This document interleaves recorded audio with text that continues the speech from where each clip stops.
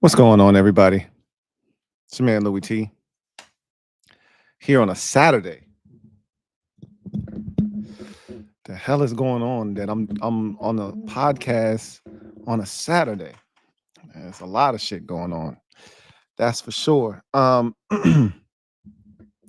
to get my life together. I don't do these Saturdays, right?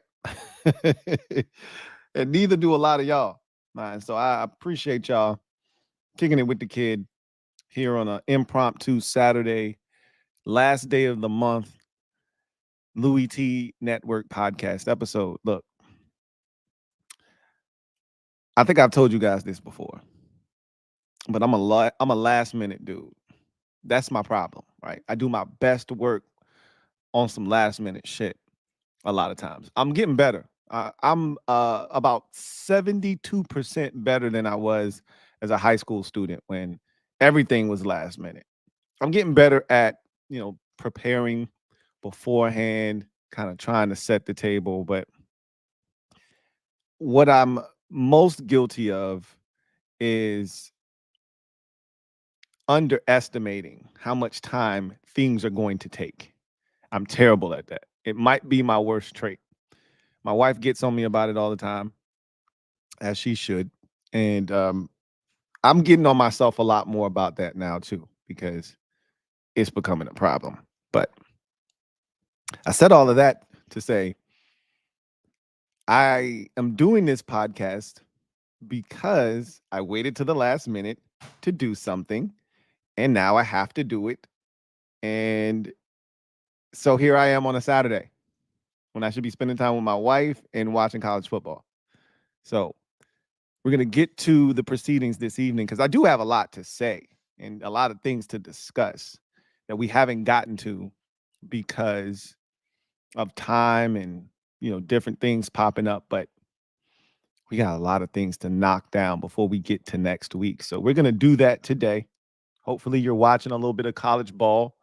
I watched one compelling game and one blowout so far. And, I'm not as locked into these quarterbacks as I was last year, knowing that there was a chance my team would need a quarterback, but I will be watching these quarterbacks. So with that said, you know what it is.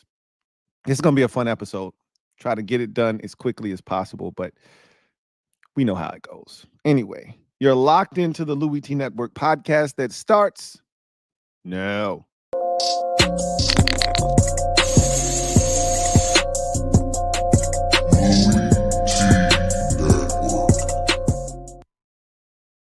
Who else could it be but me, your man, Louie T? Welcome to the 443rd installment of the Louie T Network podcast. I, of course, am your set man, Louie T. Thank you for joining me. Number of topics to get to. Had a chance to check out Shedeur Sanders for the first time in the 2024 season on Thursday night.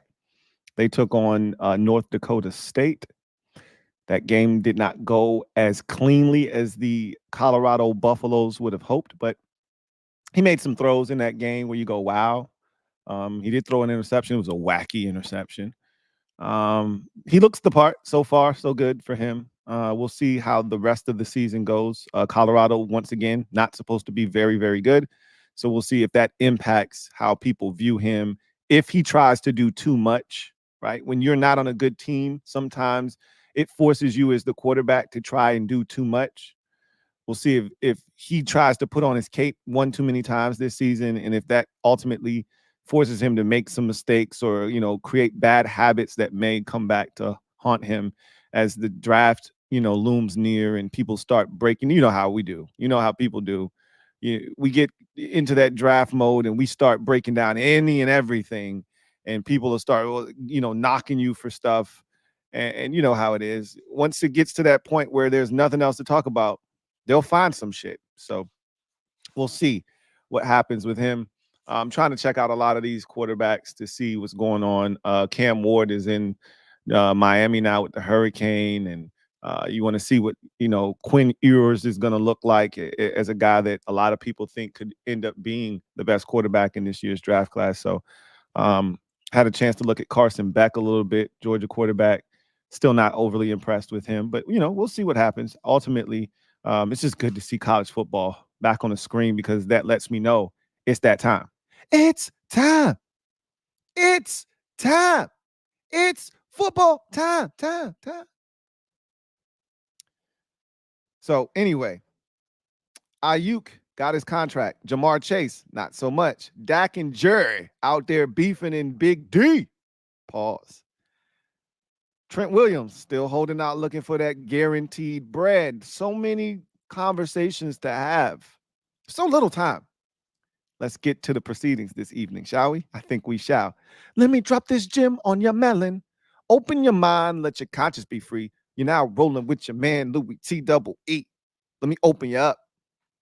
Get you thinking a little bit. So let's start with the Brandon Aiyuk saga being over in San Francisco. It consumed so much of our time this offseason. I'll tell you what, I waffled on this thing so badly. I waffled more than a damn ego, right? Here's what I never, ever moved off of the entire Brandon Aiyuk saga. I waffled as to whether he was going to get a long-term contract. They were going to force him into, playing this season on the last year of his deal. I waffled back and forth as to what would ultimately happen with Brandon Aiyuk. But this is what I never moved off the spot of. I never, ever once thought he was playing anywhere other than San Francisco. That's the one thing I can lay claim to. Now, I went back and forth as to, man, I think he's going to get a long-term deal done. And I told you the piece of evidence that made me think the long-term deal was coming was when the beat reporter for the 49ers put out that tweet about a month and a half ago that said, look, if you're talking about 49ers players who the 49ers value, look at when they signed their extensions to stay in San Francisco. And he went down the list of guys, and it was Kittle, and it was Debo, and it was Boza, and it was, I think it was Fred Warner. And all of these deals were done last week of August into September. I think the Boza deal literally was like September the 2nd or 3rd. So that kind of made me feel a little bit different about the Aiyuk situation. Like, this is how the 49ers operate. This is when things get done for them. But I still didn't know if they were going to be able to come to terms on an agreement that made sense for both parties, right?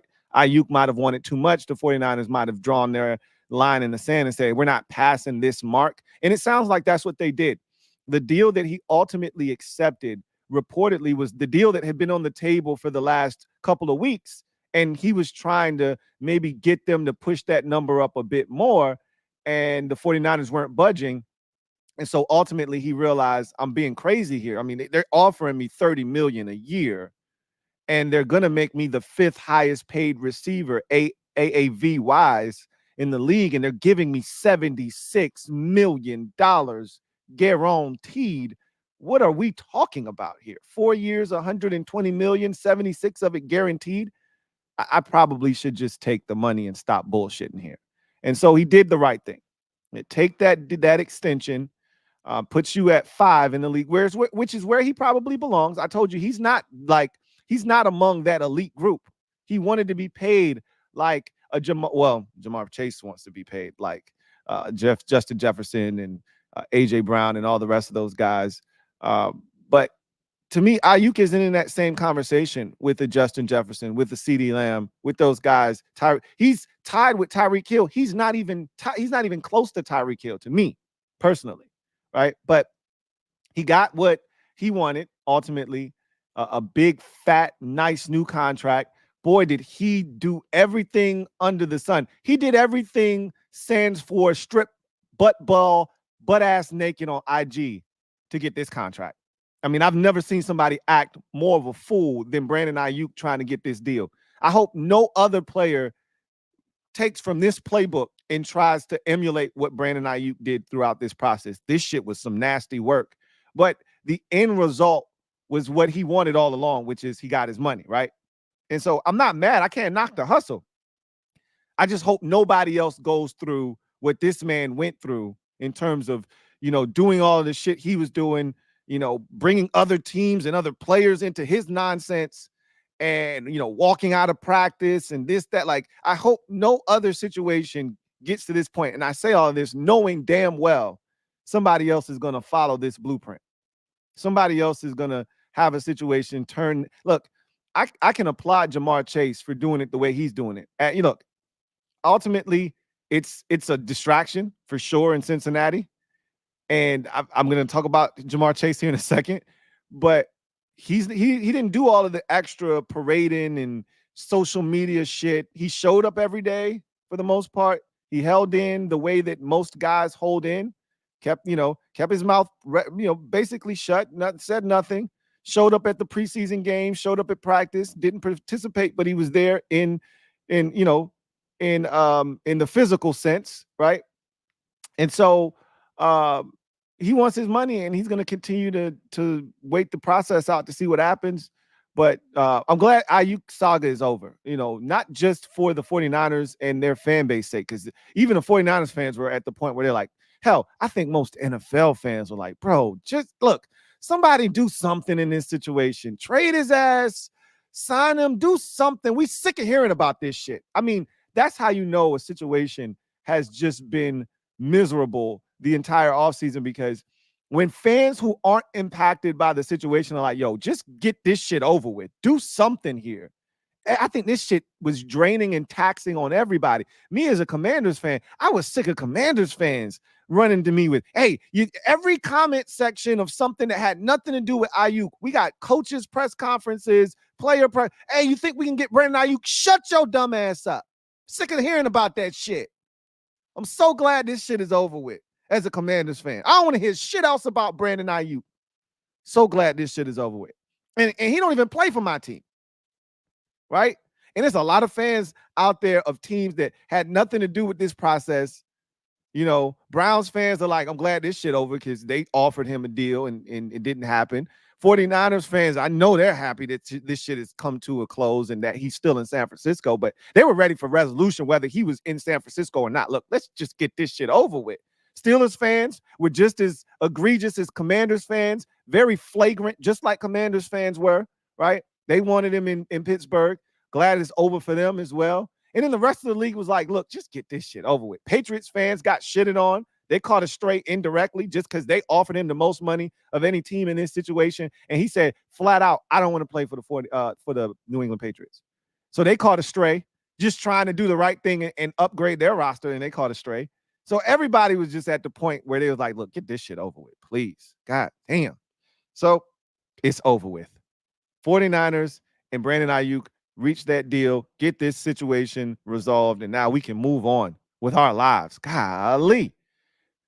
So then you get to Ja'Marr Chase, and his situation is not as crystal clear.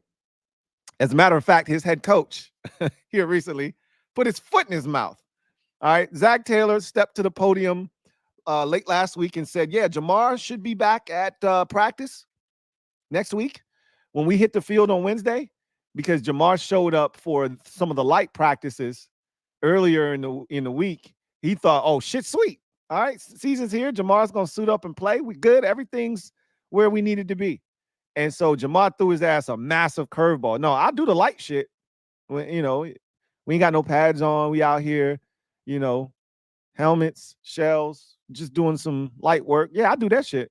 Soon as y'all put on the full pads and y'all want to start hitting this shit, nah, I'm out. I'm good. And Zach Taylor had to come back to the media after practice and say, well, okay, I think I might have put my foot in my mouth because I spoke too soon. I thought Ja'Marr was back and he was going to be able to practice this whole week, entire week, and then be ready to go on Sunday against the Patriots. I might have spoke too soon. He didn't practice today. He showed up to practice, but he didn't practice. He came in street clothes. And I don't know what's going to happen. That's a day-to-day situation. So here's what I can tell you. All right. Here's what I can tell you.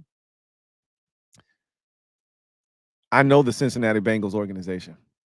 And if I know their organization like I think I know their organization, Ja'Marr Chase ain't getting shit this season. Okay. Next season, they'll break him off. But what you aren't going to do is force the Cincinnati Bengals organization to do anything that they don't want to do. C.T. Higgins See Carson Palmer. See Chad Johnson, right? You're not going to pigeonhole them. You're not going to box them into a corner. You're not going to force the Cincinnati Bengals organization to do anything they don't want to do. And so I applaud Jamar Chase. See Trey Hendrickson this offseason demanding a trade, and they looked him right in his eyes and said, that shit's cute, Trey. We ain't trading your ass. You ain't going nowhere. And if you playing football in 2024, to be right here on that same damn contract with this same damn organization. Good luck with that shit. And I'm going to look Jamar Chase right in his eyes. Jamar, if you out there, bro, stop. It ain't happening. You can fight. You can fight all you want. Scream as loud as you want. Nobody's going to hear you. Okay, Cincinnati they're not going to budge. I will be shocked. As a matter of fact, I'll be so shocked, I'll offer up a 00 if he gets something done. Cincinnati, they're the one organization in the NFL I can say with 1,000% certainty they don't play that shit. They don't play that shit. Good luck. You're going to need it if you think you're getting one red cent out of them before they're ready to do it.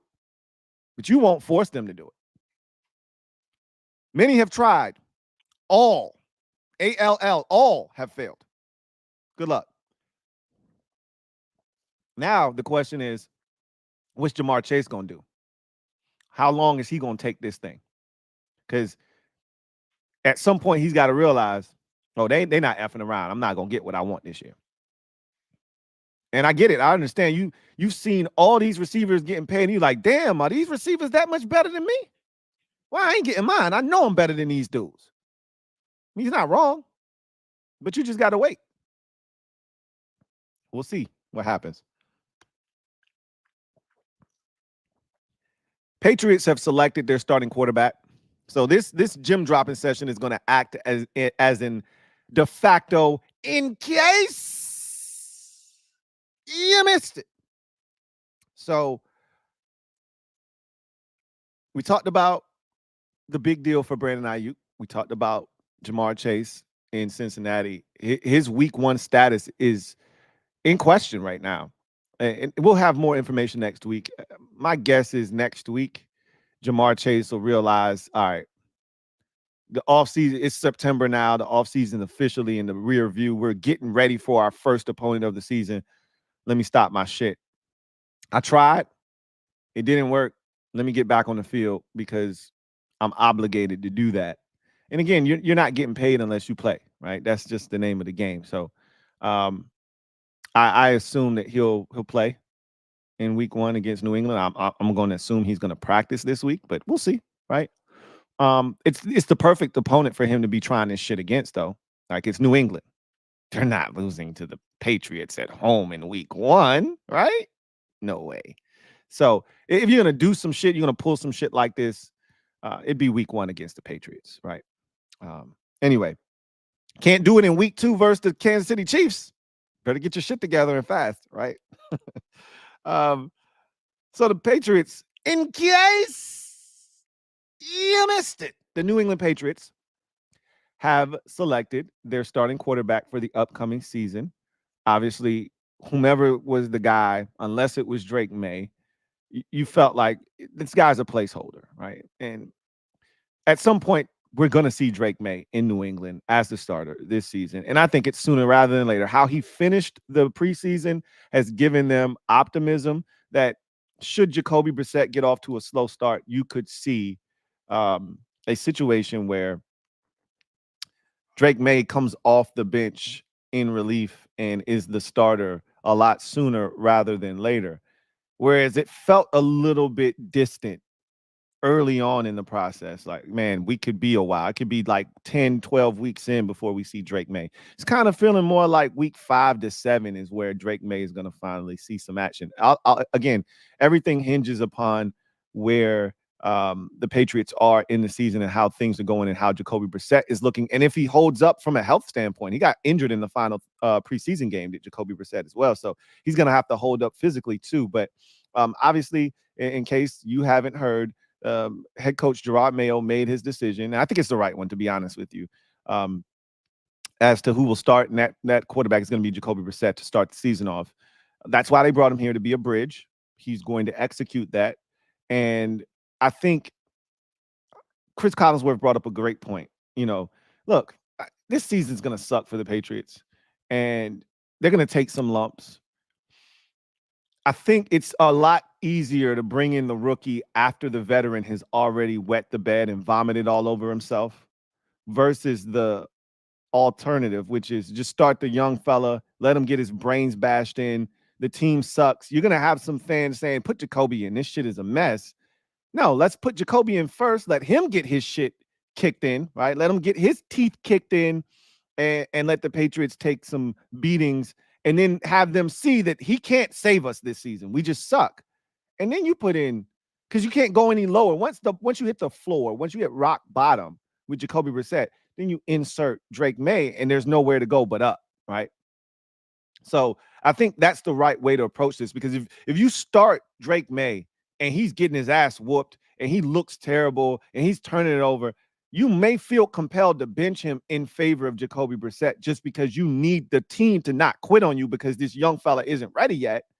And what does that do to the psyche of a young quarterback, that you gave him a shot and he wasn't ready and you had to bench him? You don't want to play yo-yo with your young quarterback. So what you do, if you don't think he's 100% ready, which clearly the Patriots do not, and they know they're not a great team right now, so it's hard to put him out there in that environment, you put the veteran out there, let him go out there, see if he can stabilize some things for you, give you a shot to be competitive early. If that's not the case, then you turn your attention to the young fella and you give him the keys and you say, hey, drive as best as you can. If you get in a couple of accidents, that's why we have insurance. But go ahead, drive the whip, drive it as best as you possibly can. And any repairs that need to be done to the whip after the season, we'll take care of it. But just drive as best as you can. And I think that's the way they're going to approach this is, hey, we'll give the keys to Jacoby initially. We know he's going to wreck this shit. We're just not a good team. He's going to total this bitch at some point. And when he does, we'll put in Drake, right? We'll put the car in the shop, get all of the work that needs to be done to it to revitalize it, get it back in driving condition. And then we'll turn the keys over to Drake and we'll say, hey, look, man, you can't do any worse than Jacoby did with the car. So, hey, do whatever you need to do. Drive it however you need to drive it. And at season's end, we'll get it fixed and we'll get after it again next year. So I like the decision. Jacoby Brissett to start, but Drake May is looming and his time will come. And I think it'll be sooner rather than later. So you also have a situation in New York with the Jets. There are rumors that the Jets are in disarray right now. I can't tell you that this is 100% facts. What I can tell you, though, is I found it odd that they tried to fire their offensive coordinator. They couldn't, because I said this last year. You guys remember I made a short about this, but I also did this on the podcast, and I told you guys the way that the Jets have been kowtowing to Aaron Rodgers and building their roster and building their staff around Rodgers to please him and appease him, and how they've been going about the whole process with Rodgers. I told you that shit was disgusting, right? I said that last year. I said this was downright nasty, and I felt dirty, and I needed a bath the way the Jets were allowing Aaron Rodgers to control things in New York, right? And so having an offensive coordinator that sucks other than when Aaron Rodgers is playing, how does that benefit you? Like, they literally got to see why nobody else feels like you can win anything of note with the former Broncos head coach being your offensive coordinator. Like, the offense was putrid without Aaron Rodgers. Now, when Rodgers is in there, they're great together. But you take Rodgers, it's the same thing that we saw with Adam Gase, right? When Peyton Manning was in there, Adam Gase was spectacular. You took Peyton Manning out of the picture. Adam Gase was basic and a terrible he was a terrible communicator, right? Really weird and I'll call it interesting, quirky people skills, to say the least. And he's no longer in the league now, right? Adam Gase is. I kind of get the same vibe from the Jets offensive coordinator. If Aaron Rodgers is not attached to him, don't know if he's going to be in the league. He stinks. And he's still there because Aaron Rodgers is still there. That's his buddy. Got to have my buddy with me, right? And Rodgers not showing up for off-season work. Rodgers not playing in the preseason, not getting any work. Your first opponent is the San Francisco 49ers, mind you. Good luck with that. The Jets seem interesting, to say the least. That division is there for the taking, by the way. We'll see what happens. How about Trent Williams still holding firm in San Francisco? The beauty with Trent Williams' situation is Trent has money. Trent doesn't have to play, and he can take these fines and he can eat these fines up, right? Because he's got enough bread to do it. And the 49ers know they need him. Like they want to make a point, but they need Trent Williams. They need him probably more than they need Brandon Aiyuk. So Trent's like, yo, I'll wait this thing out. Look, I'll sit out games now. Don't make me do it. I've missed entire seasons before. Don't make me do it because I'll do it. And you know I will. And I think they know he's not bluffing. So it's going to be interesting to see how that situation gets handled in San Francisco because they need him being Trent Williams. So that's another situation where you got to kind of watch that one and see how it plays out. What I need Commanders fan, if you're a Commanders fan out there, what I need you to do right now is to stop that Trent Williams back to Washington shit. Hey, let's sign Trent Williams to a 1-year deal. Stop that shit. Just don't do that. Okay. Don't waste your time. Don't waste your breath. Don't waste other people's time. Leave it alone. Okay. Just leave it alone. He's not coming back. He has no desire to be back in Washington. Not now, at least. Maybe there's a victory lap. I don't think he feels that love for Washington, and I don't see Washington feeling that love for him, even though it's all brand new here. I don't see like GM Adam Peters saying, you know what would be nice? That's a Dan Snyder type shit where hey, all fences have been mended. Let's bring Trent for a victory lap back here and let him play his last season here. No, that shit ain't happening with Adam Peters and Dan Quinn. They trying to win. They ain't trying to, have nostalgia reign upon the organization and its fans. Nah, we trying to win ball games. So yeah, y'all could just cut that shit out. I saved the best for last here. How about the Jer and daiquiri, sweet like syrup saga in Dallas? How about that? Jer Jones. Oh, Jer. Mister, I'm the best GM for this team. Can't nobody do it better than me. All right? I know how to pay these players. I know what that market looks like. Ain't nobody do it like old Jerry. And then daiquiri, sweet like syrup, over here going back and forth through the media. Now, nothing gets my juices flowing quite like an old spat down in Big D. Pause. Love to see infighting amongst the boys, right? So, Jerry can't help himself. God bless Jerry, Steven, and the rest of the Jones family, June, all of them.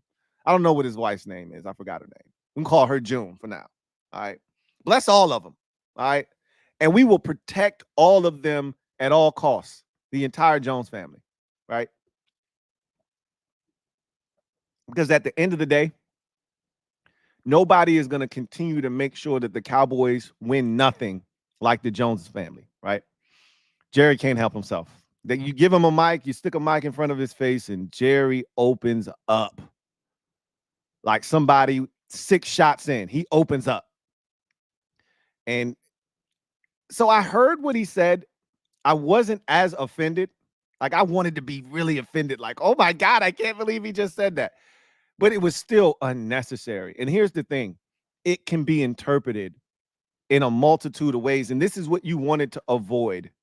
If you were Jerry Jones, you really didn't want to put yourself in a position where people could feel like you were trying to throw a shot at Dak. And he just really needed to avoid that. And he didn't with his statements. And so I'm going to read you just a quick little quote from Jerry. Matter of fact, I think I'm going to just play y'all what he said. This little excerpt. And I'll let you decide if it sounds as bad, right? But I'm gonna tell you why it's bad after we listen to it, right? So this is old Jerry. This is old Jerry talking about his situation with Daiquiri. Listen to old Jerry real quick. All right. You tell me what you think. What do you want to see? What more do you need to see for Dak Prescott to give him a new contract? Well, you could easily say, if you hadn't seen it by now, you haven't seen it. And so I'm such a fan of Dak's and appreciate all of the great things that we all know that he's there. And I appreciate his work ethic probably more than anything out here. And I can't tell you how proud I am that we've got him this year to start this campaign. Needing to see, I just gave an explanation of where, when you look at a situation, you've also got to weigh, okay, what are the consequences of the other side of the coin? And so the Dax situation right now, for me, from my mirror, has more to do with our situation than it does with the merits of Dak Prescott being quarterback of the Dallas Cowboys. So I didn't think that was as bad as I thought it was going to be. Even at the end, he says, look, the situation with us and Dak is really more so about our situation than it is Dak not performing here in Dallas. We really don't have the money right now. We're not in a great financial situation to be giving him the kind of contract that he needs. So, but it's the optics of it, right? You see how Bleacher Report spun this thing into him talking shit about him, criticizing him when I really didn't feel like it was him being overly critical. He was essentially saying, though, like, if you haven't seen it, he didn't say, I haven't seen it. He said, but if you haven't seen it from him by now, what's the chances that you're going to see it at some point? Probably not going to see it. And you could interpret that as, if he ain't done it in the playoffs yet, he probably not going to do it. Like, if you don't think he's worthy of another contract extension now, then you're going to think he's worthy of one at the season's end. Like, and so to that, of course, people going to run with that. People going to, take that to Dak and say, hey, look, Jerry out here talking shit about you, bro. And this is a quote, a direct quote from Dak Prescott. Dak says, quote, I stopped, honestly, listening to the things that Jerry Jones says to the media a long time ago. It doesn't really hold weight with me, close quote. And then he went on to say, on his new deal and getting it done before the season. So a question was asked of Dak on the heels of that question, was asked of him essentially, hey, if Dallas doesn't give you a contract extension before the start of the season, does that kind of tell you how they feel about you, or does it say anything to you whether you have a deal or not? And he says, I think it, and this is a direct quote from Dak. Dak says, quote, I think it says a lot if it is or isn't done before the season starts. So he's telling you, and we all know Dak wants to be in Dallas. Make no mistakes about it. Jerry can talk all the shit he wants, but Dak knows it ain't a job in the NFL that's going to get you all of the shit that he's gotten to this point. The commercials, Dak ain't won shit. Dak ain't won no MVP. Dak ain't won but one or two playoff games. I think he beat Detroit and he beat the Tampa Bay Buccaneers. Dak won 2 playoff games in 8-9 years. So Dak ain't done shit to be having mattress commercials, chunky soup commercials. All the commercials we've seen Dak Prescott in is because he's the starting quarterback of the Dallas Cowboys. Same shit I said about Tony Romo. Tony Romo ain't win shit in Dallas, but Tony Romo went straight to the booth and was the number one play-by-play guy for or analyst for the for CBS, right next to Jim Nantz. And got Skechers commercials and this, that, and the third. What the hell did Tony Romo do to deserve that? He's just the quarterback of the Dallas Cowboys. It's the most lucrative job in sports. You're the quarterback of the Dallas Cowboys. There are opportunities for you that await. And so Dak knows that. He's no dummy. But at some point, you also want to be valued. And you're tired of your owner shitting on you. You tired of being undervalued. The seasons where Dak doesn't play, the Cowboys suck. Period. End of discussion. That's his leverage. What'd you do in 2020 when I got hurt?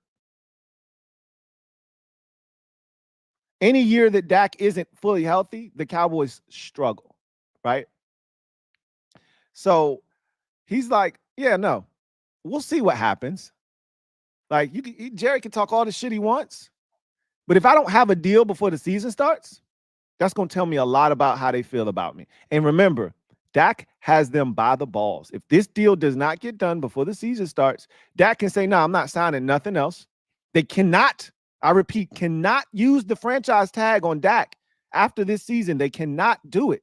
He is an unrestricted free agent if they do not sign him to a deal before this season starts. And Dak can then say, you know what?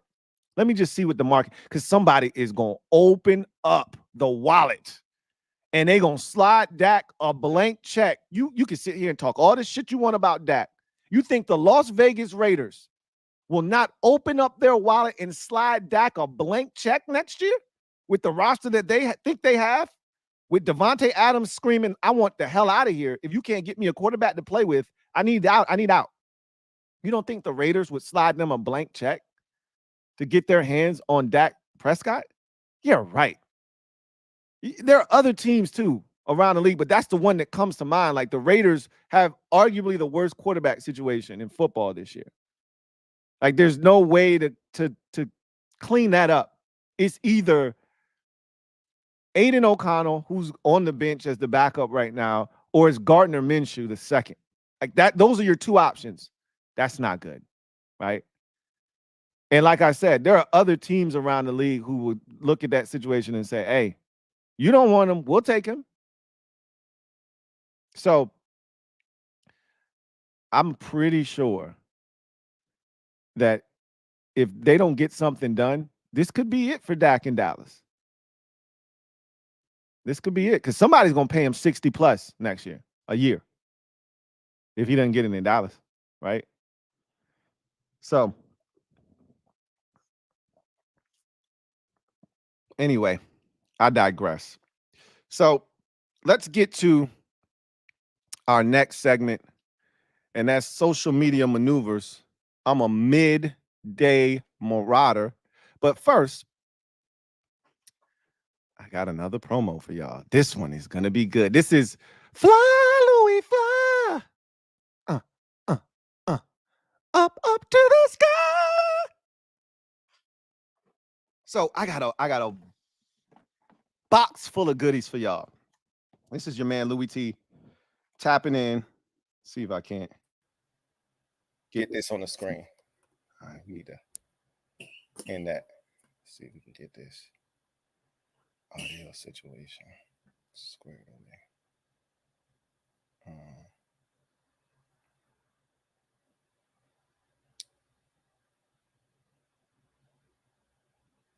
I'm using the wrong mic. All right, so I got a box of goodies for y'all, man. So this is Via. So Via sent the kid some goodies, man, and I'm here to talk about them. So Via is a hemp-based product that can make you feel really good. Let's say that. Let's go make you feel really good. So I told y'all that I've been dibbling and dabbling with some gummies and things of that nature, right? Some edibles. This is top shelf though. This is next level. Via is next level stuff. First of all, let me tell you, it's vegan, right? So right there off the top, you got my attention. I'm listening, right? And then you start telling me about these different ingredients, and I'm like, all right, let's see what you got. So let me get into what they sent the kid, right? So as you can see, if you can see at the top right here, right? It's legal nationwide, gluten-free, right? Right here. Third-party lab tested. My favorite, vegan, and non-GMO, which is also very, very important for me, right? So now let's get into what's in the box. So what I wanted to do, they sent me this beautiful box full of goodies. And I wanted to try each and every single one before I came to y'all. So I could tell you how I felt and how, first of all, these are delicious. They've got so many different flavors. They've got different strengths. They sent me the 5 milligrams. So if you're a professional, if you're a professional, I'm just going to say 5 may or may not do it for you. 5 does it for me, right? You know what would be perfect? And they come in and they go from ranging from 5 milligrams all the way up to 100 milligrams of THC, right? So again, depending on how, if you want to be in outer space, they can arrange for that to happen, right? They can take care of you and help you do that if that's what you're looking to do. I'm not looking to be in outer space. I've been there. I don't want to go there again, right? It's not safe out there, all right? So what I'm trying to do is I'm just trying to be mellow, feel good, enjoy, feeling good, relaxing, right? And they got different ones for different gummies and edibles for different things, right? Some have no THC in them, some have THC in them, and whatever you're looking for, you can find it. So let's get into them, right? So this first one is called Flow State, right? So this one is Flow State. All right, move my hand out the way. So this one does not have THC in it, okay? THC free, but it's to help with focus. And I can tell you when I took this one, it definitely helped with my focus, right? So this one, if you can't see it there, that's this one. So that one, it's for focus, no THC in that one, really more about the CBD in that one. And it definitely helped. It locked me in. I was able to get so much done. I felt really good taking it. So that one was excellent. This one right here is called Elevate, right? This one is called Elevate. So this one is also to help you focus. As you can see, medium strength on the bottle. All right. So 5 milligrams of THC, if you can see that right there. This is Pacific Peach flavor, and it tastes great. That's the thing that I think attracted me. The first thing when I tasted it was like, damn, this tastes really good. A lot of times when you take edibles, they're hard, you know, extremely chewy, like almost like you're chewing gum, right? Like rubbery almost. Not these. These are like you eating some like the best, freshest. Oh man, like think about something that's extremely soft and easy to eat, right? That's what these remind me of. Like it's so good and they're easy. They go down easy. The flavors are excellent. This one is to help you with focus. So I took this one, the non-THC one that I showed you, Flow State, and then this one is Elevate, right? Both are for focus. It was great. I enjoyed that one. Now, I will say, while I did have focus, I felt great at the same time. So, you know, it's rare to have 2 things working simultaneously, like feeling great, having a little buzz, and still being able to focus. Because generally, when I'm like that, I can't focus. And I was able to do both, which was a little bit shocking to me. I'm not going to lie. So then we get into another non-THC edible. This one is for relief. It's called Revive, right? This one is Berry Bliss. So you can see what's in it, CBD, CBG. You know, this one has mushroom in it. So different things to help with you. I took this one after I left the gym, right? Because I need to change my mattress. You know, you're not supposed to have your mattress more than 8 years. But my wife, she did a great job of making it feel more comfortable. But, you know, if I sleep on my side, I'm a side sleeper. Sometimes my shoulder will start to hurt. And so, you know, go to the gym, get a good workout in. Sometimes you need that relief after the gym. I used this one for my relief after the gym. Felt good, right? Felt good afterwards, right? So this one right here is a great one. I think this is the one, 1A and 1B of the ones I enjoy the most. So this one is called Dreams. This one is to help you with sleep, right? So one of the things I struggle with after a late stream is I'm wired. Like I get off the stream and I get off a stream and I am like so amped. I can't just go to sleep, you know. And so I watch TV, I do other things, and those things stimulate you as well. They don't really help you go to sleep. And so this right here, Dreams, and this flavor is Midnight Berry, and it is delicious, by the way. All of them are delicious. This one helped me go to sleep. I mean, I took this thing, and normally with edibles, it takes a little while sometimes to get into the bloodstream and to start to work. This thing, I literally sat down 15 minutes later. I was dozing off, and I was like, let me go get into bed. Like this thing worked like a charm. And I felt good too, right? Nothing like feeling good and having the intended result and effect happen as well, right? So I love this one here in particular, right? Because it not only did what it said it was going to do, which was put me to sleep, but it also allowed me to go to sleep feeling great. This one here, Cloud9. This one is also supposed to offer you relief. So this one is kiwi berry. Again, tastes delicious. It's called Cloud9. So this one really is more so just to get you high to the sky, up to the sky. This one is really supposed to get you feeling nice. I combined it with another one that I'm about to show you. So if Dreams is 1A, this here is 1B for me. High Love. And you can imagine what this is supposed to do, right? This one is Strawberry Crush. All right. And you see what it's designed to do. Love, right? And this one also has like horny goat weed in it and stuff like that. So yeah, this one right here. Let me just tell you, I laughed last week when somebody said, Louie T, I envision you having twins, right? Another set of twins. And I said, I got a story to tell you. So I took this one here for the first time, right? And if me and my wife were allowed to have twins again, after taking this guy here, we would have had twins again. Okay, let me just say that. Let me just say that. So what I did the other day was I mixed two of them together, right? So I took this one, 5 milligrams, and I mixed it with my guy Cloud9 right here, right?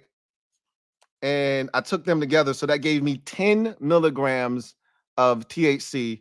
And boy, your man was feeling great. Okay. So I'm telling you right now, these things work. And the beauty of it is you can have them you can buy it where they up the milligrams, right? So I got 5 milligrams here of THC. It goes up to 10, up to 20, milligrams. And like I said, you can get upwards all the way up to 100. If that's what you're after, God bless your soul. Okay. God bless you. But I'm good right here at 5. I'm good, right? I might could do 10 because I mixed the two together. 10, boy, when it hit, it hit. Okay. And again, these are the most, to me, this is from my opinion. These are some of the healthiest ones you're going to find on the market, right? Not most people, when they're putting together edibles, the last thing that they're thinking about is how can we make this as good for your body as possible. They're not thinking about taking out all the junk, the dyes and all of that extra stuff and things of that nature. They're not looking to make it vegan necessarily. They took the initiative to not have any GMOs in it, to make it vegan, to make it as healthy as possible, getting rid of all of the stuff that you don't need and giving you the stuff that you do need if you're looking to take one of these products. So again, if you're out there and you're interested in getting some of this from Via, all right, you see the bit.ly at the top of the screen. Use that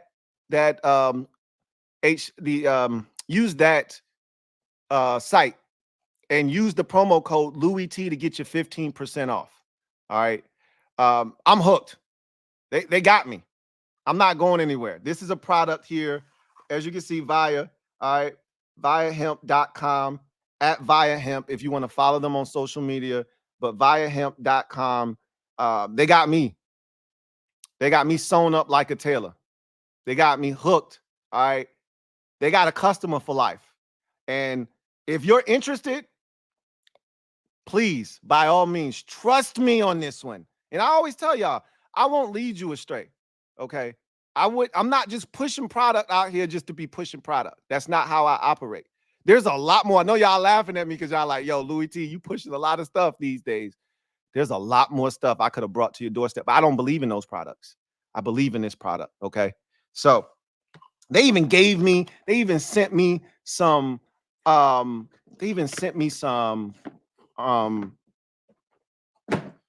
some samples that I can't wait to get into that I haven't tried. Those are the only things. I tried all of the ones that were in bottles. I haven't tried any of the samples yet. Looking forward to trying those here in the near future. But once again, use the site https bit.ly/via Louie T. Use the promo code Louie T for 15% off at checkout. I got you covered, man. Via is where it's at. All right. I wouldn't lead you astray. I'm gonna tell you right now, they had your kid feeling like this. Fly, Louie, fly. Up to the sky. You do the same for you. All right. Let's get back to business. I want to give another shout out to Via for sponsoring this podcast episode. So anyway, I digress. Let's get back to the proceedings this evening and let's get to your comment sections.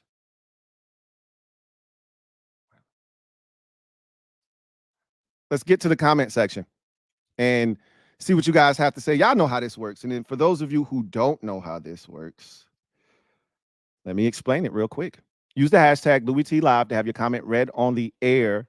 If it is pertinent and time permits, we will get to your comment and address it. But if you want to jump to the front of the line and ensure that your comment is read, use the super chat function to get that done. So I see. Oh, that's a good one. Louie Pusha T. So y'all have been really creative the last couple of days. So it's lotionless Lou. That's a good one. That's a great one. And then there's Louie Pusha T. You know I got that, Jack. You know what I'm saying? Hey, look, man. What can I say? What more can I say? What can I say, man? All right. So let's get to the comment section, see what you guys are talking about. Start with King of the Bluegrass. Been a member for 30 months.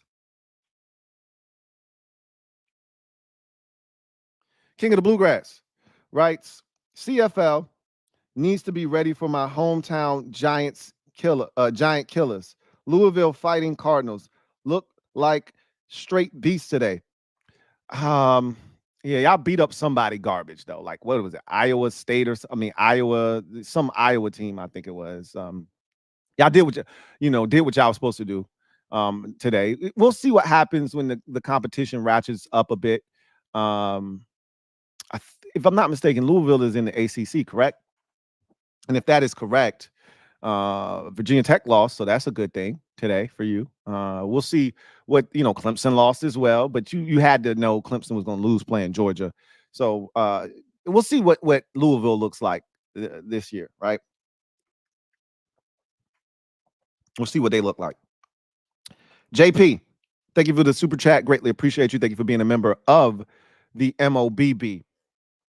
JP writes, watching the show over here on vacay in Wildwood, can we both agree the Giants are going to draft Shedeur Sanders first overall in 2025? No, we can't both agree on that, JP. First of all, enjoy your vacation. Give a shout out to JP and his family out there enjoying a vacay. Tell the wifey I said what's up. And no, we can't agree that you are going to see the Giants be number one overall, because I don't think the Giants are going to be the worst team in football. And I think whomever ends up holding that number one pick will suck this year and not have a quarterback. Now, you could see the Patriots being in that position, and that's how I could see a team like the Giants getting the number one. Is a team like New England ends up with the worst record in football. They already have their future quarterback, and thus they're not looking to spend the number one overall pick on a quarterback. But outside of that, I think whomever lands in that spot is going to probably need a quarterback. So if the Giants are to get a guy like Shador or any quarterback of that ilk, they're probably going to have to trade up to do it. We'll see what this, year's quarterback crop looks like. So early. I don't like to do the quarterback game right now, because most quarterbacks should look good in their first 2 games or so of the season, because you ain't played nobody for the most part. Some of these teams come out the gate and they play tough opponents. Like Notre Dame is going to play Texas A&M, and Miami is playing Florida today, and Clemson played Georgia. So you get some of these really good matchups. USC's playing LSU. You get some of these really good matchups in week 1. But for the most part, most teams come out the gate and you playing some team you're supposed to beat up on. Like Tennessee played Chattanooga today, and I looked up, it was 45-0, right? Like you're gonna one of them teams you pay to beat their ass. Hey, here's $1.5 million right here, so we can beat the brakes off of you in week 1. We really appreciate you taking this bread so we can beat the brakes off of you in week 1, right? That's what most teams are doing right now. But some teams are playing some challenging opponents in week 1, and then they get the team that they paid to take this ass whooping in week 2, right? So whatever the case may be, we'll see what these quarterbacks ultimately look like this season, and then where the teams in the league end up falling, because, again, who's to say what happens with the Seattle Seahawks this season? Who knows what happens with the New Orleans Saints this season? Who knows what happens, with the Carolina Panthers? And this is the big year for Bryce Young, because it was really bad last year, and he needs to show something this year, right? Who knows what's going to happen with the Raiders? Who knows what's going to happen with the Tennessee Titans, right? Like, there are a lot of teams that could end up being ass this season without an answer at the quarterback position. And then you have to ask yourself, even if we do think we have a quarterback, are we sure he's the right guy? If you're Carolina, are you sure you got it right the last time? Maybe you did, maybe you didn't, right? You got to ask yourself, if you're the Saints, are we sure Derek Carr is the right man for the job moving forward? Maybe he is, maybe he isn't, right? And so we'll see what happens. Tennessee Titans, they're rolling the dice with Will Levis. Let's see what he does, right? But keep in mind, he's a second-round pick. They can move on from him very quickly if they so choose. So we'll see what happens. JP, thank you for the super chat. Greatly appreciate you. Double up. Thank you for doubling up. Who writes, why are the Bengals such a stubborn organization when it comes to granting players requests? Because they're one of the last teams in the league with the old school mentality of, you don't run the show, we do. This is our organization. So when you look at other leagues, specifically the NBA, the players run the NBA, right? More particularly and specifically, star players run the NBA. If, for instance, Giannis didn't like the head coach this year, right? He came out in the media and made it seem like, oh man, I liked him. No, you didn't like him, because if you did and you spoke up on his behalf, they would have never fired him, 40 games into the season or whatever, with the Milwaukee Bucks having the second best record in the East behind the Boston Celtics. And they fired their coach because Giannis didn't like him. How many times have we seen coaches that LeBron didn't like get fired? And LeBron's like, I didn't have nothing to do with it. You're right, LeBron. You're right. Okay. It's a players' league, is the NBA. And I think the players are trying to get more power in the NFL. And an organization like Cincinnati has always been, no, we run the show here. I don't care what other teams are doing. That's not how we operate. And what you're not going to do is force us to do anything that we don't want to do when we want to do it. So That's always been their MO. Like going all the way back to Chad Johnson and Carson Palmer. Palmer wanted out, and he was like, "I'll sit out." And it was like, "I bet, carry your ass home then." And he literally was out of football, and they didn't give a shit because they were like, "You're not gonna force our hand. You're not gonna force us to do nothing." Chad Johnson demanded a trade. I don't want to play here no more. We offered them 2 first-round picks for Chad Johnson. 2 first-round picks for a wide receiver back then was unheard of. And they said no, which was the stupidest thing they could have done. You got to take advantage of dummies. When dummies are being dumb, you got to take advantage of them. They had an opportunity to take advantage of a dumb, and they said, nah, strictly off of principle, they said, nah, we good. That's next level discipline, because not a lot of teams have that, you know.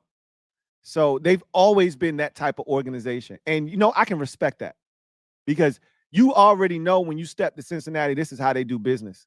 And if you think because you twisted their arm in a direction that it hasn't been twisted in, that they're going to give in, you got another thing coming. And so Jamar Chase is going to be in a long line of players who have spoken out against the Cincinnati Bengals organization. He could talk to his buddy on that same wide receiver core in that same room in T. Higgins. And look at what they did to T. T, shut up and play, bro. It's that simple. Where's T. Higgins? On the field right now, playing ball to play out this contract. Play under this franchise tag. Because you're not getting a deal and we're not trading you. Because T. Higgins gives them the best chance to win a Super Bowl, right? Same thing I said about Brandon Aiyuk, which is why I always thought Aiyuk would end up in San Francisco. I didn't see him getting a long-term contract. But it never made sense to me that the 49ers would trade him. Because at the end of the day, if you want to win a Super Bowl, and you're so close if you're the 49ers, you went to overtime last. You dominated that game for much of it and still didn't win. You went to overtime and had a chance to score in the opening possession of overtime and couldn't punch it in. You had chances to win the Super Bowl. You're that close. You were the most dominant team in football last year. You're close. So trading away Brandon Aiyuk makes 0 sense. Same thing can be said for the Bengals. You're close. With Joe Burrow, you're close.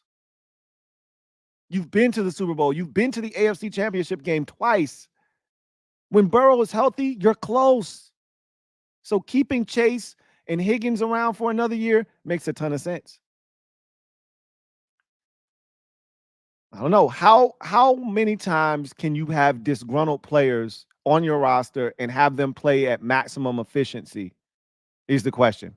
Higgins, I think he's going to play his ass off because he knows this is his opportunity to get paid. So they're going to get the best out of T. Higgins. Jamar Chase, on the other hand, isn't going anywhere, and they're not going to let him leave. They're going to pay him. They're just not going to pay him now. So is that going to weigh on him throughout the season because he hasn't gotten paid yet? And that remains to be seen. We'll see what happens. JP, thank you for the super chat. Greatly appreciate you. My guy, John Perez writes, I'm not falling for the Jets banana in the tailpipe like I did last year. I like the Dolphins to win the AFC East. I think it's finally their time. I don't buy the Dolphins because, as I've said, I think they're a mentally and physically soft team when it gets cold outside. And they play on the East Coast against teams like the Jets and the Bills in December. And like the NFL keeps doing them a disservice every year. They're playing the Dolphins. The Dolphins are playing the Bills at home early in the season. They got the Bills week 2 on Thursday Night Football at home. I know they would much rather go to Buffalo in week 2, get that shit out of the way so you don't have to go there in December and play them. Instead, they got them at home when it's nice and warm outside at home. Cool. They snuck them last year, right? It was so hot outside and the Bills players ran out of gas and they were able to beat the Bills early in the season. And that's cool. But when the Bills got hot late and the Dolphins had to come there late in the season, they got their ass mollywop. So I don't like them in cold climates. So I'm not falling for the Dolphins banana in the tailpipe. But the Jets might be a mirage too. You might be right about them. We'll see. I'm interested to see what happens because their whole dynamic rests on the shoulders of Aaron Rodgers. And I've learned over the years that if you're counting on Aaron Rodgers to to win you a Super Bowl, you're in trouble. But he's never had a defense this good before. I will say that. If they're healthy defensively, Rodgers won't have to do as much as he did in Green Bay. But Rodgers is another one of these dudes that I don't know about Aaron Rodgers, man. I don't know. You know, I'm an Aaron Rodgers fan. I don't know about Aaron. He's gonna have to show me this year. This is big for his legacy too. Like, if he wants to close the chapter on his career, the book really on his career, with us being able to say, hey, arguably one of the greatest quarterbacks of his generation, because you need that Super Bowl ring. You need it. Because Peyton got 2, Eli got 2, Ben's got 2. This is his generation we talking about, right? Obviously, Brady's got 7, so he's not even in that stratosphere anymore. But when we start talking, like, you don't want to be in that one Super Bowl category with Drew Brees. That's not a good place to be. That's not a good place to be at all. He needs that second ring for validation reasons. Mahomes is already at 3. Like, you really need that second ring. You need it. So we're gonna see what happens. Niners fan, what's going on, man? It's been a while. Niners fan, thank you for the super chat. Greatly appreciate you. Who writes, Lou, I'm back. Glad to have you back, man. As a wise man once said, what did I miss? Oh, you missed a lot. You missed a lot. Some of it, I'm glad you missed it. Some of other things, oh man, that was pretty interesting. You should have been here for it. Jokes aside, he says, I'm not ready for this season to start. I don't think I'll ever recover from last year. Yeah, that was a tough loss. You had no business losing that Super Bowl. You dominated that game. And I remember saying this after, I don't know if it was halftime or after the third quarter. And I said, I think it was halftime, because I think the Chiefs started to, rally in the third quarter a little bit. I remember saying, for as much as the 49ers have dominated that first half, they don't have enough of a lead to show for what they've done. This doesn't feel like an insurmountable deficit that they've created here. They should be up more, because they're kicking the Chiefs' ass right now, but they don't have it showing. It's not showing that on the scoreboard, right? You'll get over it eventually, especially if you get back to the Super Bowl again this year. But you're definitely going to need a fast start to the season and feeling good like you did last year to kind of, move away from the vibes of that and the stinging of the loss in the Super Bowl. Lucas, thank you for the super chat. Greatly appreciate you. Thank you for being a member of the MOBB. My guy Lucas writes, after that Pusha reference, I remember you saying you were 7'5" native, 7'5" native like myself. Where you at, Lou? I'm from Berkeley. I'm from the Berkeley area. Berkeley, stand up in the building. I myself am from all over the place. I started out in Crown Point. Well, okay. I started out in Coleman Place. And then I was in Crown Point for a number of years. And then we relocated right around that Ingleside area, right over there by Norfolk State. And so, if you know your way around Norfolk, we never really ventured too far away from where we initially originated in Norfolk, but we stayed in Norfolk the entire time. So over there by Grandy Park is kind of where I reside. Not too far from Berkeley. Always went to school with Berkeley. Kids from Berkeley. So a lot of my friends growing up came from Berkeley. Hell, one of my best friends lived out Berkeley, as a matter of fact, for many, many, many years. And we used to always joke about him living out Berkeley, and have so many friends from Berkeley. So shout out to Berkeley, man. Berkeley reunion. Do they still? I'm pretty sure they still do it. Do they still do the Berkeley reunion? I gotta ask somebody. Do they still do it? I'm pretty sure they still do. I haven't seen one of them shirts in a long time. Anyway, I digress. Charles Horn, stand up. You are the newest member of the MOBB. Mob, you know what to do. Show Charles some love. Welcome him with open arms to the mob. So glad to have you on board, Charles. We in for a hell of a ride this season, and I'm glad you are a part of the mob to take that ride with us. Welcome to the squad, Charles Horn. All right. So let's get to, okay, let me make an announcement real quick, and then we'll get to any comments that we didn't get to, and then we'll get out of here. Or we'll go to our last segment and get out of here. So if you are a part of the LTN exclusives, you've signed up, you've received your confirmation email, the portal is officially open for business.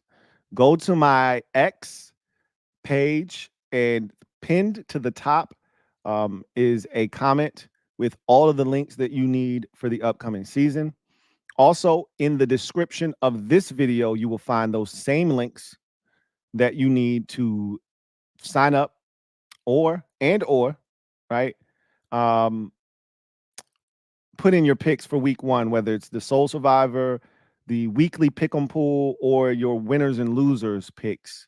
All of those can be put in. Links are down below for you to, take you to the Google sheet that you need to fill out to get your picks submitted. So the portal is officially open.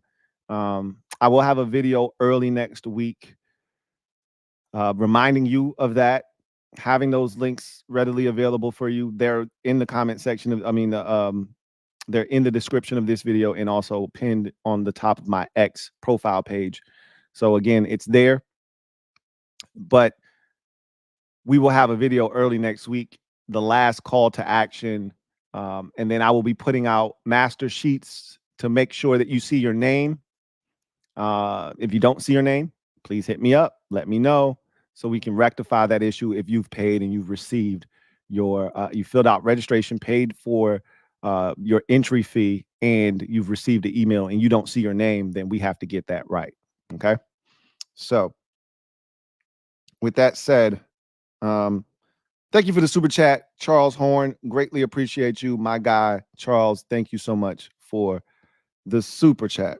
Lucas, thank you for the super chat. Greatly appreciate you. Double up. Thank you for doubling up. Who writes, not sure about the reunion. I'm a senior this year. Shit, been watching you since 2018 draft party when you were pissed about D-Pain. Oh yeah, you've been watching me for a little while then, because I definitely was not happy about that Daron Payne pick.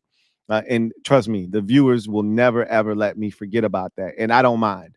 I don't mind that at all. I'm glad that Payne has shown me that they were right and I was wrong about that selection. And I've always said it wasn't about Daron Payne as much as the guys that I felt like were in that draft that were better suited to help us at the time where we were as an organization. We had just taken Jonathan Allen the year before. I didn't feel like we needed to double up and take another defensive tackle in back-to-back years in the first round. But Payne has proven to be a really good defensive tackle, and I'm looking for him to take that next step, not to be really good, but to be great in this league. And he's already put together one of those seasons that show you he can be that. Now I need him to do it again so that I know that that 2022 season wasn't a fluke. So we'll see what he does this season. But I'll have to find out if the Berkeley reunion is still going on. I'll have to find that out. I'm actually interested to know. Anyway, I see some crazy comments in the comment section.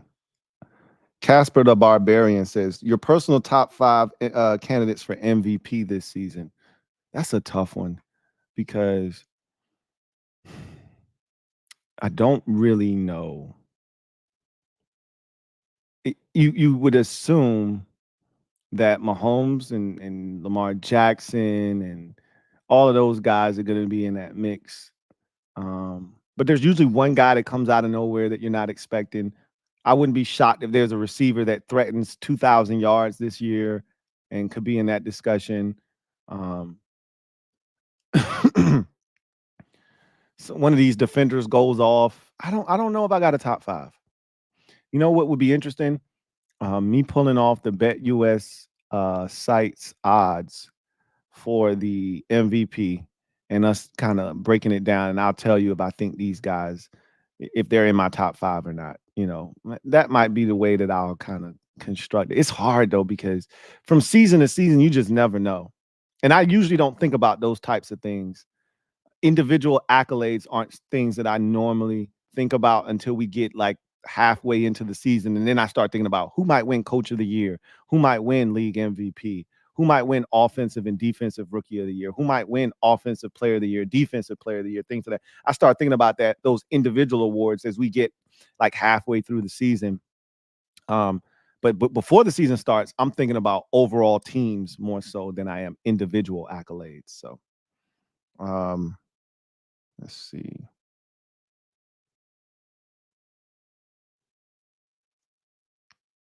I think I did have a comment.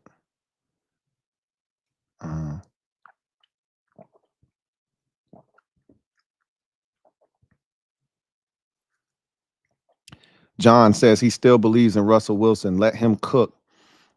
He's going to get the first opportunity in Pittsburgh.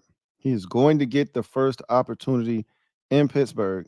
We'll see how that goes. It feels like he's got a very short leash out there, though. But one thing I can say about Mike Tomlin is he doesn't overreact to what we think needs to be done. He's a guy that will allow his players to play. So, we'll see if there's a quick hook or not for Russ in Pittsburgh. It doesn't feel like it'll be a quick hook, but I guess it just depends on if they're losing games because of the quarterback, then there will be a change. If they don't feel like it's Russ's fault necessarily, then they won't make that change. But we just haven't seen enough. There's not a large enough sample size to be like Russ stinks and he's done in Pittsburgh. They just didn't do enough in the preseason. So I want to see what it looks like. And I think they're playing the Atlanta Falcons in week 1. So that'll be an interesting game right there. Because I think a lot of people think, I'm included, I think Atlanta's going to be good this year. And the Steelers, you never count a Mike Tomlin coach team out. You just don't. Even if you don't believe in the talent on that team, you don't believe in their quarterback situation. It's Mike Tomlin. Just off the strength of him, that's 9 wins. You can go ahead and pencil that in with Tomlin, right? So, King of the Bluegrass, thank you for the super chat. Greatly appreciate you. King of the Bluegrass, thank you for being a member of the MOBB. Writes, I think Mahomes will win MVP, but come up short in the three-peat to the 49ers. It's never the status quo Super Bowl that you think. We're not getting a rematch of the Super Bowl again with the 49ers and the Chiefs. We're not doing that again. One of them may be there, the other won't. We're not getting a rematch though. So what I'm thinking is 2 new teams are going to be in the Super Bowl this year. And if one of them doesn't make it, it'll be the Chiefs. I think the 49ers could go back because the NFC is wide open. And if the 49ers stay healthy and do the thing that I know they're capable, like they got the entire conference shook. They got the Eagles shook. They got the Cowboys shook. And so the only team that I don't think is afraid of them is the Lions. But I'm not even sure the Lions are going to run it back, right? Because even though they didn't sneak up on anybody last year, teams knew they were coming. It's a little bit different after you finally knock down all those hurdles that they had. Hadn't won a division title since fill in the blank, hadn't won a playoff game since fill in the blank, hadn't played in the NFC Championship game since fill in the blank. All of that shit is now done. Now you're one of the best teams in the conference. We'll see. Teams are going to be gunning for the Detroit Lions this year. So we'll see what happens there. See where we leave off at. I think I was right around here. Ghost Rider, you think Brown will help JD like he helped CJ? We'll see if Noah Brown helps JD like he helped CJ Stroud. We'll see. He has the capability to. I would have loved it if they would have been able to get him into the system, earlier in the process, so he's not so far behind. We may not see his impact for the first 4, 5, 6 weeks of the season. It's not hard to get a guy involved on the offensive side when you just tell him, hey, you run this route. But to get the timing down and the rhythm, and for JD to know where he likes the football, how he comes out of his breaks, and how he runs his route, the depth of his routes, and how that takes time. That's going to take time, right? Ghost Rider says, will Commanders Nightly News be back on this week? Yes, sir, buddy. Yes, sir. It's Bat Like Cook Crack on September the 3rd, and then we're off and we're running.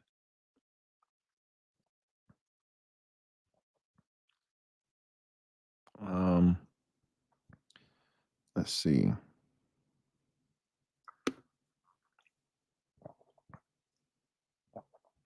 All right. I think we can get to our final segment of the show. And of course, that is garbage time. So I was looking at Forbes' list of its most valuable NFL teams, and I was looking at the valuations. And I think these valuations are going to change over the next 3 to 5 years, significantly too. So I'm going to give you the list of the top 10 NFL teams, according to Forbes, what their valuations are right now. So coming in at number 10 are the Washington Commanders, still finding a way to hang tough in the top 10 after all of the turmoil and shit that they had going on. They're barely hanging on to the top 10, but they're there at $6.3 billion. Right above them at number 9 is the Chicago Bears at $6.4 billion. Coming in at number 8 are the Philadelphia Eagles at $6.6 billion. Checking in at number 7 are the Las Vegas Raiders at $6.7 billion. Coming in at number 6 are the San Francisco 49ers at $6.8 billion. Checking in at number 5 are the New York Jets at $6.9 billion. The Jets have made a massive jump. Checking in at number 4 are the New York Giants at $7.3 billion. Checking in at number 3 are the New England Patriots at $7.4 billion. This is a surprise. Checking in at number 2 are the Los Angeles Rams at $7.6 billion. And then a far gap between 2 and 1. Checking in at number 1, of course, you already know who it is. It's the Dallas Cowboys, America's team, Jersey boys, checking in at $10.1 billion.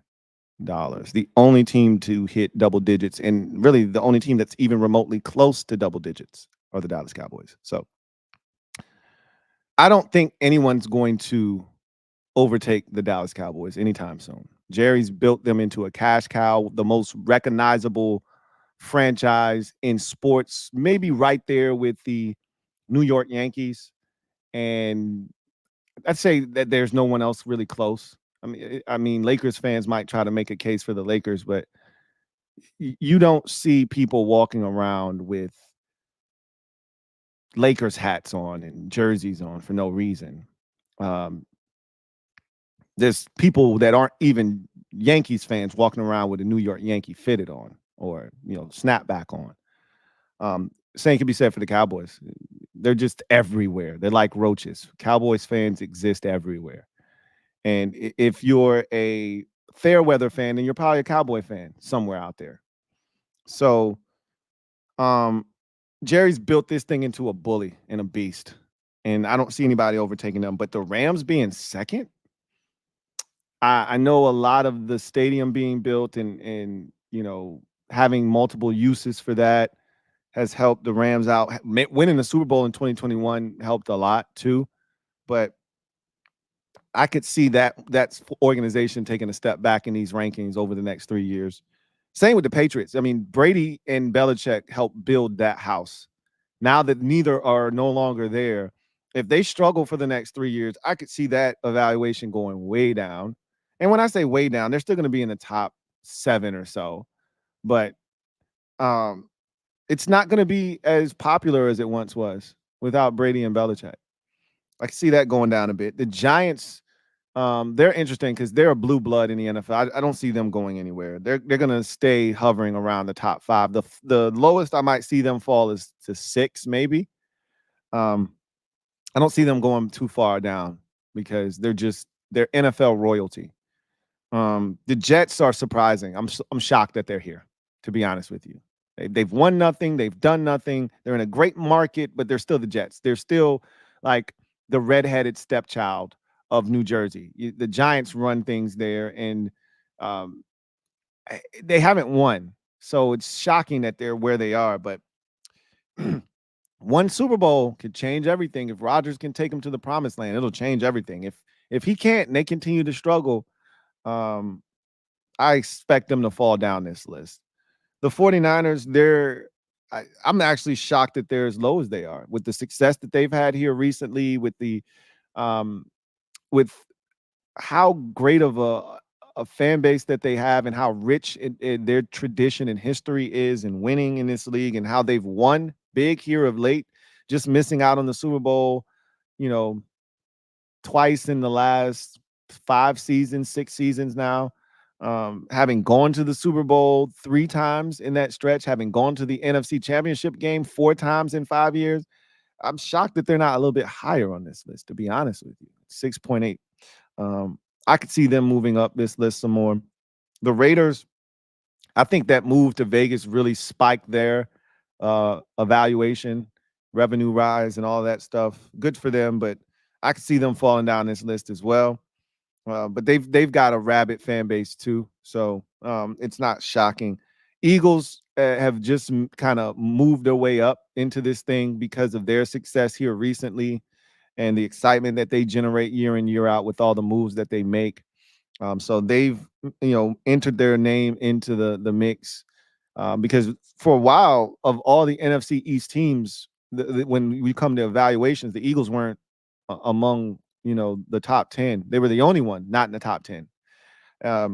So now they're in the mix, and I can't see them not having success over the next couple of years. So I see them staying right where they are, maybe going up a little. I don't see them moving up that much more. Chicago is interesting. They're another one of the blue bloods of the NFL. And with Caleb Williams, there's so much room for growth. If he is that generational talent, if he is what Bears fans have been clamoring for all these years, this could see the Bears rocket up. I mean, this could send them on a spaceship and a rocket towards the top of this list.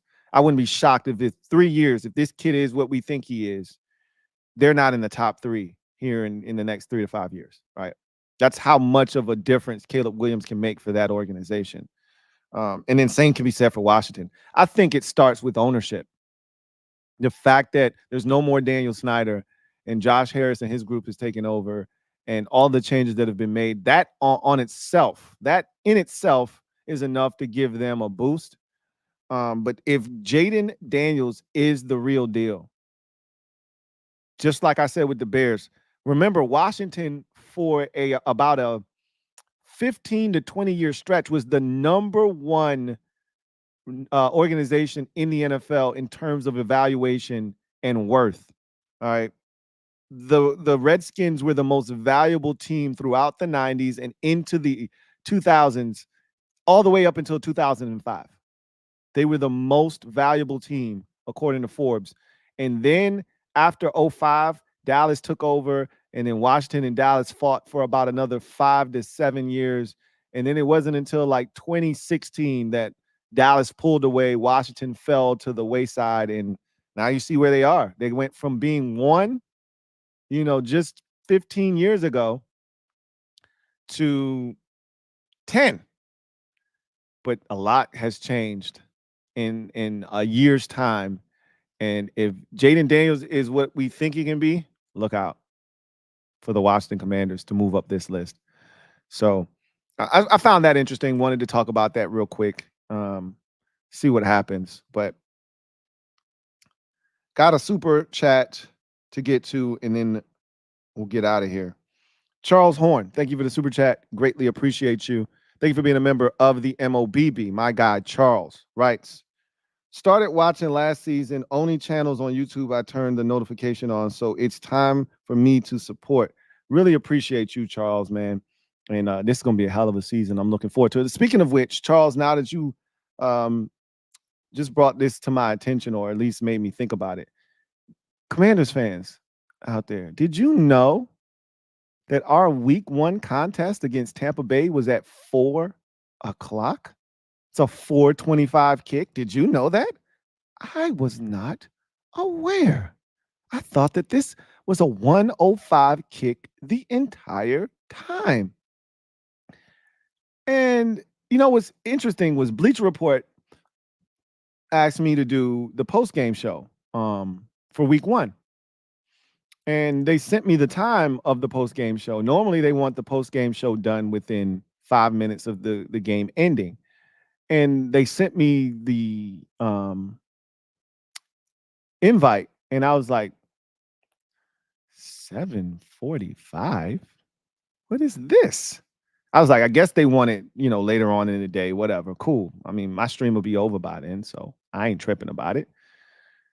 And I looked at my sheet. I typed up the sheets for the portal, and I said, Commanders at Bucks 4:25, week 1. I did not know that we played at 4. That's a great opportunity for us to watch all the 1 o'clock games and like really give them attention and be able to focus in on them and not be worried about our game. Now we won't get to watch Dallas because they'll be on simultaneously with us at 4:25 on Fox, taking on the Cleveland Browns. So I'll have those two on the split screen, watching those 2 games simultaneously. But I'll be focused on the Commanders game, so it'll be interesting to see how the rest of those get. But what a stark change from last year, where I think we played maybe 3 non-1 o'clock games because we were so bad. This year with Jaden Daniels and the excitement surrounding the team, we're gonna be in different time slots. You already can see that they threw us a Monday night game against the Bengals. Like, that's not a spot that they put us in normally, but because of Jaden Daniels, why not? That whole LSU connection with Joe Burrow and Jaden Daniels, and those are the 2 last Heisman Trophy winning quarterbacks of that LSU program.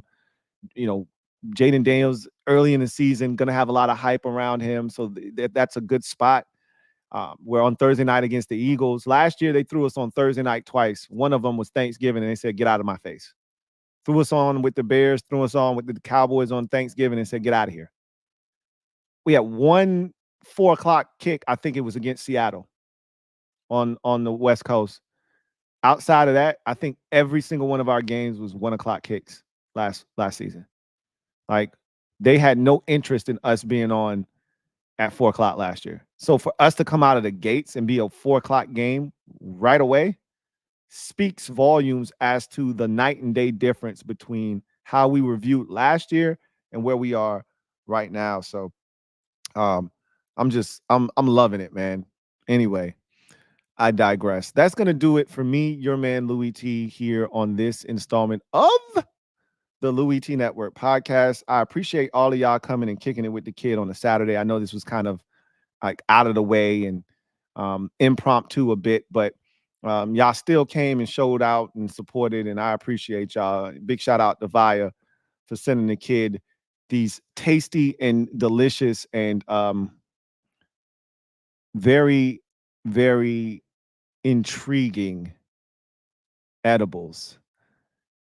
If you haven't already checked out that site, remember, you have to be 21 years of age or older. And I should have said that in the promo, but I'm saying it now. You have to be 21 years of age or older. And they stop you on the site and ask you, but then they're not checking your ID or anything. But yeah, I would hope y'all would understand that. But again, I need to say that, and I should have said that in the promo, but I'm saying it now. 21 years of age or older. Check out the site. Use the promo code Louie T. and get you 15% off. And they're reasonably priced, so that 15% is going to help you a lot. So if you go up there, make sure you use my promo code so they know that I sent you, and then I want you to come back and tell me what you think. I'm definitely stamping the Louie T stamp of approval on the buyer. So anyway, y'all get out of here. Enjoy the rest of your weekend. Enjoy the college football. Enjoy the Labor Day weekend. And then you know what it is. After that, we hit the ground running.